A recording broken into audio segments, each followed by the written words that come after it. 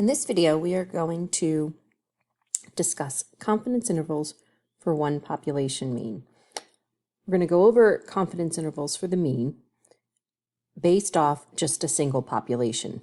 In later chapters, in Statistics 2, that you're in Statistics 1, you won't see this, but in later chapters in Statistics 2, we'll look at two populations mean. We'll look at one population using other variables such as a proportion. But for now, this is confidence intervals for one population mean. So I want you to think about first, how do we estimate a population mean? If you recall, when we gather data, we tend not to gather data of an entire population because it's just not realistic. Polls that are taken are not taken because the people who took them did not ask every single person in the country who they were going to vote for. They are taken from a sample. So this is where a sample statistic is used to help estimate a population parameter. So for example, a September 2017 poll from Seton Hall University suggested that 29% of Americans said they were watching less football this year. Now, notice this is not a mean. I picked this one to let you know as we proceed. While we are working in this chapter in means, there are other ways of describing data than just a mean or an average.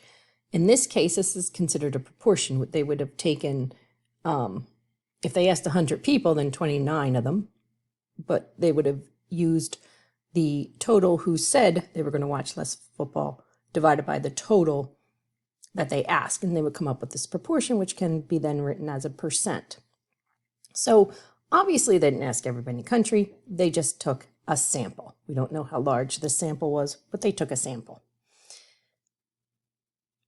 The information that's gained from the sample that is then used to estimate the population is called a point estimate. So the point estimate of a parameter is the value of a statistic. So let's recall, parameters come from our population, or for our population, and a statistic is the information that comes from the sample.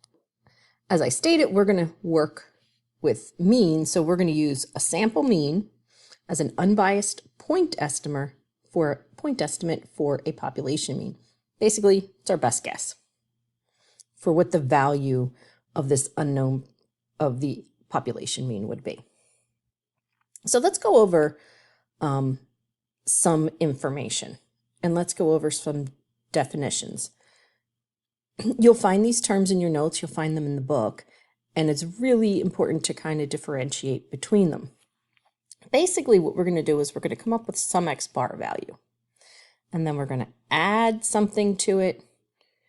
We're going to add what we call our margin of error, and then we're going to have our X bar value, or our mean, and we're going to subtract some margin of error. And that is going to give us a confidence interval. This is an interval of numbers obtained from your point estimate of a parameter.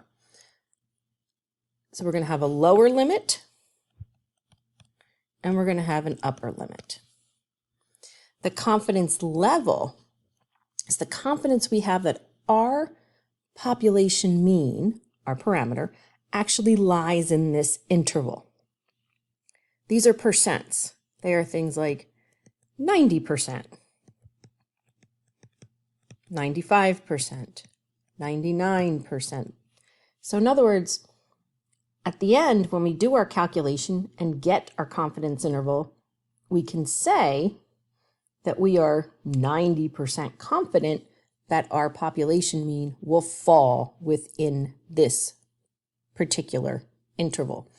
Now, these intervals will change depending if we want to be 90% or 99%. We'll talk about that a little bit later. So this whole thing then becomes our confidence interval estimate. When we put the level with the interval together, we get our estimate. The margin of error is that number. And you probably have seen this. Often when information, such some sort of survey or poll, is advertised on the news, at the bottom of the screen, it might have the margin of error that was used for that particular poll, for that particular estimate. So this amount that you add and subtract becomes your margin of error.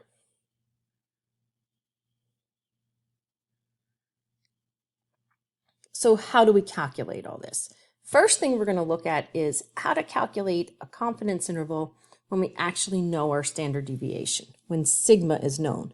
Keep in mind, when we use the sigma, that is a population parameter. All right. If we're using S, that is the sample standard deviation, where sigma is the population standard deviation. It's going to be really important moving forward that you can differentiate between those two. So I am going to show you the formulas, and we'll talk about each of these pieces in a minute. But basically, some assumptions we have to occur first. So we have to assume that we have a simple random sample that will be given to us. You can assume simple random, sample. The other is we have a normal population. So this is what we discussed back in chapter 7. This idea of, is our population normal? Is the distribution shape of it that bell curve, or is it large enough that we don't have to worry about it being normal? And also, to use this particular formula, we actually need to know what the standard deviation of the population is. Now,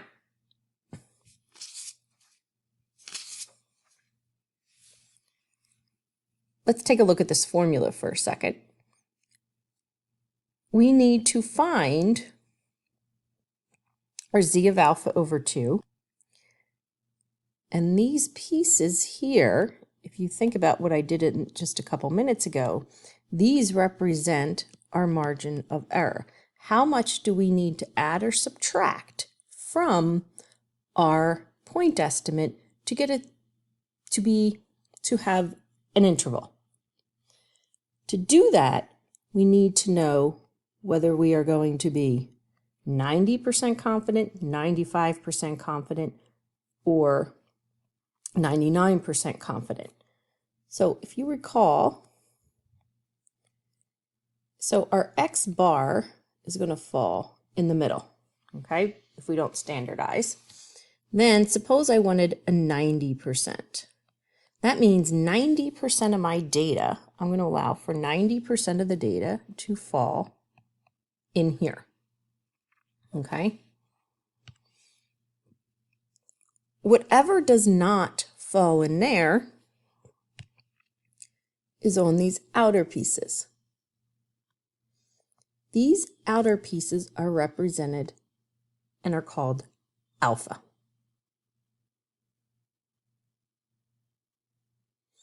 So for a 90% confidence level, because it's symmetric, alpha is going to be what's left over, will be 0.10, because 0.90 equals 1 minus 0.10. So there's our alpha, and there's our confidence level. Now, why are we splitting it in two? Well, because it's symmetric. Again, alpha has to be evenly distributed on each of the tails. We call these tails on our normal curve. So we have 0.05 here and 0.05 here, because we've got to take alpha over 2 for each of them. So now we need the z-score that falls. That's the limit, that's the barrier. And once we get that z-score, we can add this amount and subtract that amount from our X bar. So the z-score times the standard deviation, because remember the z-score is unstandardized. So when we get that z-score, we then have to multiply it by the number of standard deviations to unstandardize that value and bring it into a value that can be added and subtracted to x bar. But what we learned in the last chapter, in chapter 7 from stat 1, if you're in stat 2, chapter 7 was quite a bit time ago, that when you take a standard deviation, it is very dependent on the sample size. And this is why we are dividing by square root of n. I also want to show you in your formula sheet, if you go to chapter 8, z interval for mu, when sigma is known, your formula sheet is very clear. You should be looking again through this formula sheet as we go through each section. And we have x bar plus and minus z alpha over 2 times sigma over square root of n. Now, let's go over and spend a little time with these common intervals before we do any computation. Before we do that, just a few things. When can we actually use this procedure? We can use it in small samples, say size is less than 15, when the variable is definitely normally distributed or very close to being normally distributed. If it's a moderate size, we can use it unless the data contains some outliers. Can be used unless the data contain outliers or the variable under consideration is far from normally distributed.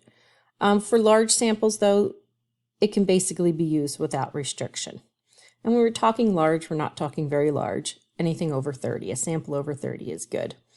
If outliers are present, this is something that's talked about at the very beginning of Stat 1, in chapter 3, I believe. It's up to the researcher to know if the removal of those outliers is justifiable. If it's justifiable, in other words, nobody could have really reasonably picked this, then you can remove the outliers. All right, common confidence intervals. Let's take a look at some of these. So the first one is 90%. So we already started with this one, and we know if it's 90% in the middle, we just went through this, we would have 0.05 on each corner. Now, what we need to know is how do we find the z-score associated with that? The good news is because it's symmetric, we have a negative and a positive, it's going to be the exact same score. So there's a long way and a short way. Go to your formula sheet. Go to your z table on your formula sheet. All right. Now, this is an area. If you recall, how do we look up areas? If we're trying to find the z-score, the area is going to be somewhere here. So you've got to look for 0.05. So let's see if we can find where 0.05, here we go. 0.05 is pretty much going to fall directly between wrong one, sorry. Jumped ahead. I got to go down a little further, apologize. 0.05 is going to fall, here it is, directly between 0.0495 and 0.0505. So our value looks to be negative 1.6, come to the top. Between 0.04 and 0.05 will be 0.045. So 1.645. So this would be negative 1.645 and positive So plus and minus 1.645. So the next common one that you're going to come across a lot is the 95, the 95%. Okay, so alpha then, remember alpha over here was 0.10 that we had to split. Alpha is now 0.05, and when we split that, we get 0.025, 0.025. And then we come over to our formula sheet, and we have to find 0.025, which is right here. So our value is negative 1.96. Everybody see that? Negative 1.96. And then positive 1.96. So it's plus and minus. Now, the reason I'm showing you on the table, and I'm going to show you a shortcut in a second, is because though these are the common confidence intervals, you could get something like an 83% confidence interval, in which case you've got to subtract, you've got to split it, and then you got to look for that area or the closest number to that area. But I'm going to show you a place on your formula sheet where all these, that's a wonky looking normal curve, where all these confidence intervals are listed for you. So now alpha is 0.01. So that leaves us as 0.005, right? 99 in the middle. And you can double check yourself. All of this should add up to 1, 0.99, 0.005, and 0.005. But now I want you to go back to your formula sheet for a second. And I want you to scroll down. And this is called a t-table, but we're going to get to the t-table in a little bit. But way at the bottom of the t-table, this is going to be very useful to you, are a bunch of what we call the most common z-scores. So you don't have to go through the entire z-table anymore. You can come over here and there was our 0.025, there's our 0.05 or 1.645 or 1.960. Right now we were looking for 0.005, which is 2.576. So this will save you a lot of time, and you can just get a lot of your common z-scores that you're going to use throughout the rest of the course from here. So we're going to use 2.576.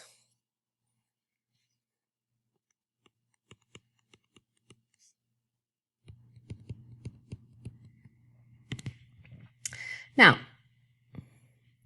I want you to try a problem.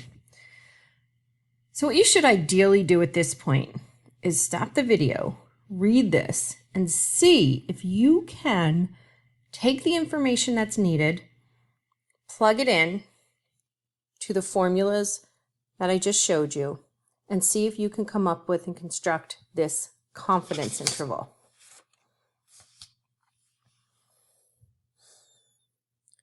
So hopefully you did that, and now we can take a look. So the first thing I would do to see how well you did is jot down the important information. The sample size was 56. The mean was 8 hours. We want a 99% confidence interval, and then under that you should automatically put what the alpha level then is 0.01. I like to just put what alpha over 2 is. The standard deviation of the population is 1.5. The next thing I'm going to say, if you didn't do this and you were struggling, always, when I see tests from here on out, I really should see a lot of pictures. So I should see what that confidence interval looks like. So we have 0.99 in the middle, 0.005, 0.005. You can go to that common list of numbers, or you can look back at what we just did, and we see that we have negative 2.576 and 2.576. That is the z alpha over 2 value that we're going to use. So now let's plug it into the formula. So plugging it into the formula, you have the formula in front of you. It's the x bar plus or minus the alpha over 2. times sigma over square root of n. So we have 8 plus and minus 2.576, 1.5 over square root of 56. Then always get this number. Do not jump right to giving me an interval. You need to get this piece. This is an important piece. If you recall from one of the earlier part of this video, this is called our margin of error. We're going to talk about this again in a little bit, but you need to get that. So calculate that first. I got 0.5163. Students often ask, how many decimal places do I round? Keep it out to 4, but then when you state your interval, all you need to do is go about one further, at least one decimal place further than any of the information you're given. Since standard deviation was given to the tenths, let's put this to the hundredths. So I would say, but I would also accept one decimal point further than the original data. But again, because we were given 8.0 hours, that leads me to believe that the data was in tenths. So again, take it to hundredths. So when I subtract 8 minus 0.5163 and then round it to the hundredths, I get, that was how the data was given. Sorry about that. I forgot to put that there. And then 8.52. Then you need to interpret, okay? When you interpret, you need to write a sentence that brings it back to the context of the original problem. So remember, this is a faculty advocacy group concerned about the amount of times teachers spend each week doing schoolwork at home. So these are hours of schoolwork that teachers do at home.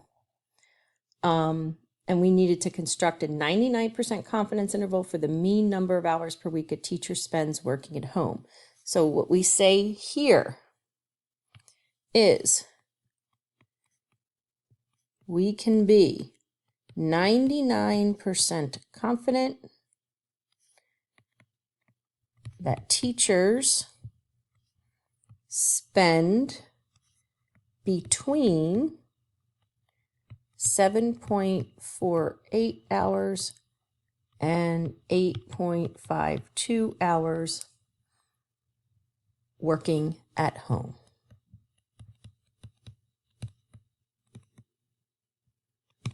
Couple things when you do this, you need to tell me what confidence interval it was in this statement. You need to give the lower and the upper, and you need to put it in the context of the original problem. Don't say, I can be 99% confident the mean is between 7.48 and 8.52. That's not enough. Put it in the context of the problem to show that you truly understood. So that problem is now complete, and that would give you full points on a test right there. So again, as I stated, capital E is going to represent our margin of error, and that is the piece of the formula that you add and subtract to both sides. Okay, so if you're asked just for the margin of error, all right, I'll go back to this problem. The margin of error is the 0.5163. That's why you should always calculate that yourself.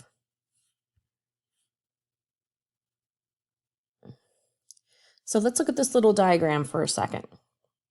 This kind of gives a little visual representation of what we just did, X bar in the middle. You add the margin of error and add the margin of error. You know, your mean is always going to be directly between. This is here is our lower limit, and here is our upper limit of our confidence interval. So let's suppose that this was a 99%. Okay. What happens to the margin of error when the confidence interval is decreased? When the confidence is decreased, sorry. So in other words, I want to go from 99% and I want to go to say 95%. Well, I want you to stop and think about this for a second. Notice we don't use 100% anywhere. and confidence intervals. We're not going to do that. The only way to be 100% is to have the absolute lowest number your data could possibly be all the way to the absolute highest number your data could possibly be. Well, that's not much of an interval, is it? But it's very, very large if it were 100%. Now, so 99% is still pretty big. If we were to drop down and become less confident, we're becoming less confident because, so here's where 95% might be. Because there's less numbers in our interval. And I can take this a step further and go down to, say, a 90%. Sorry for the funky color. Again, if you're less confident because you have a much smaller range of numbers to work in. So what happens to the margin of error when the confidence is decreased? The margin of error is decreasing, right? But what happens to the accuracy or the precision of the confidence interval estimate? As your confidence decreases, your accuracy actually increases. And that means you're becoming more accurate. You're getting a narrower level, a narrower interval. So just be careful with that. And this is summed up right here. For a fixed sample size, decreasing the confidence interval improves the accuracy. How can accuracy be improved without decreasing? So think about that one a minute. I want to improve the accuracy. I want to get a tighter, a smaller interval, but I don't want to decrease my confidence. There's simply one way to do that, and that is to increase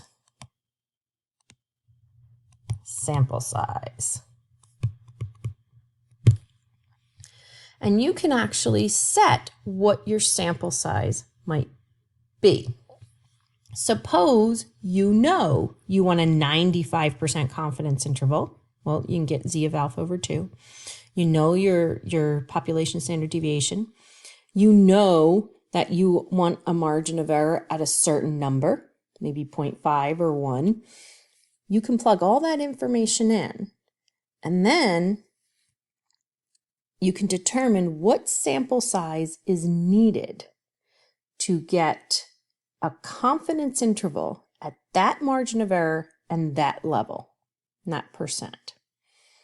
Anytime you do this, be careful. The n represents the number of data values. It can't be a decimal. You always round up. So even if your n equals 28.1, then your n is going to be 29. Okay, you always round up in this case. So again, I want you to pause your video on this problem. I'd like you to go through these steps, and then you can put it back on, and you'll see the answers when you put it back on. Okay, so we're back, and hopefully you were able to work out the problem. Again, I strongly suggest you need to take the time to try these problems on your own before you see the answers I have listed. Hit pause, take a look at what I did, make sure it matches your work. Basically, we have our confidence interval. We had to use the 1.96. I don't have a picture, but if you want a picture, it's a bad place to put it.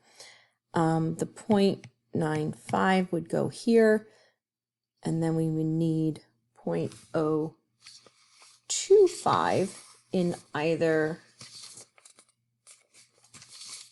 direction, and the 0.025 gives us the 1.96. Okay, so I got 0.1789, and then 2.27 plus and minus that gives me 2.09 and 2.445. I didn't write it out to interpret it, but that would mean that at the 95, we can be 95% confident that the total earnings, that the earnings for, the average earning for a Rolling Stones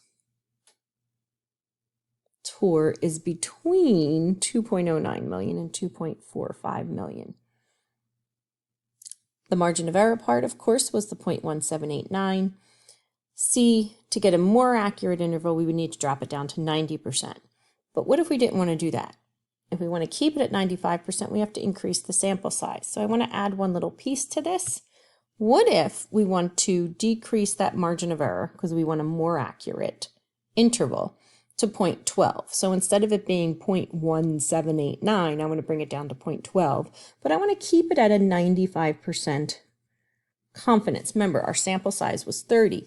What would our sample size need to be? Well, we can find that out by using the sample size formula. Put in the 1.96, multiply it by, you can look at your sample size formula. It is, by the way, on that formula sheet under chapter 8. Let me scroll up to chapter 8 for a second. Here it is, see? Sample size for estimating mu. So that would be times our standard deviation.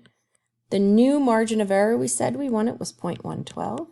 You square that, plug that into your calculator, and you get like 66.67. So that goes to 67. Instead of having 30 tours, we would have to actually select 67 tours. Okay? That would get us, keep us at 95% with a smaller interval. Then we could be 95%. That is within that much smaller interval. Okay, you could figure out what that interval is by taking your x bar, 2.27, and actually adding and subtracting the 0.112. So 2.27 minus 0.112 is 2.15, and then 2.27 plus 0.12 is 2.39, okay? And I just got that interval. I didn't have to use it. I just used the exact margin of error with the original x bar. So that finishes through using a confidence interval when our standard deviation of the population is known, when sigma is known. In the next video, we're going to talk about what we do when sigma is unknown, and we're going to introduce a new, we're going to kind of get away from the z-score and introduce a new type of test statistic.